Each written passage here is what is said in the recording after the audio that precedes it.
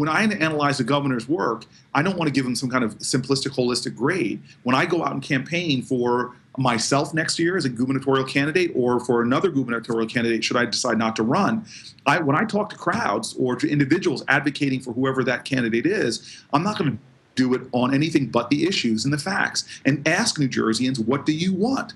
Do you want a state that has very activist environmental policy?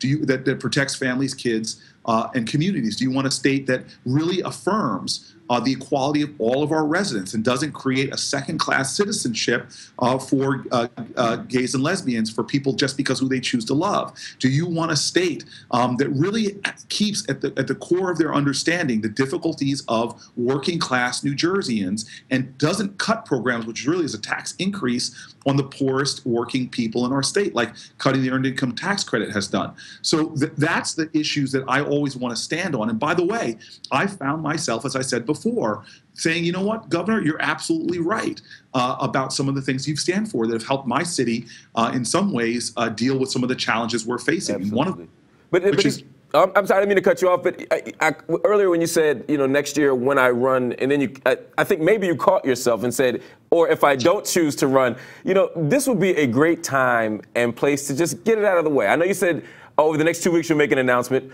but why wait? I mean, there's so many things pressing in the state of New Jersey, so many things going on in the nation. Why don't we get this gubernatorial announcement out of the way right now? I appreciate that, and that would make some heck of news if I made that decision, but I haven't come to a conclusion yet. And you and I are, as most people probably watching this, are very, very similar.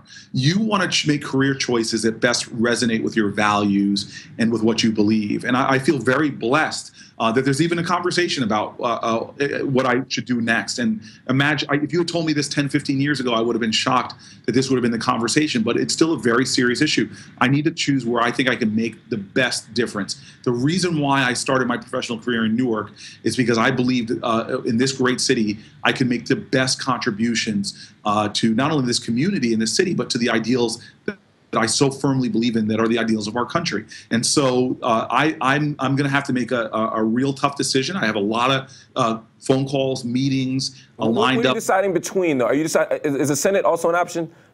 Yeah, the United States Senate is definitely an option. And let's be clear, this is an option to run for the office. This is not an option to take an office. At the end of the day, whatever I decide, I have to put myself before the voters, and they will decide. And I've actually found in elections I've won and in elections I've lost that there is some wisdom really within voting communities as well. So I will make a choice about what's best for me and then appeal to voters, whether that be Senate, governor, or even re-election as mayor.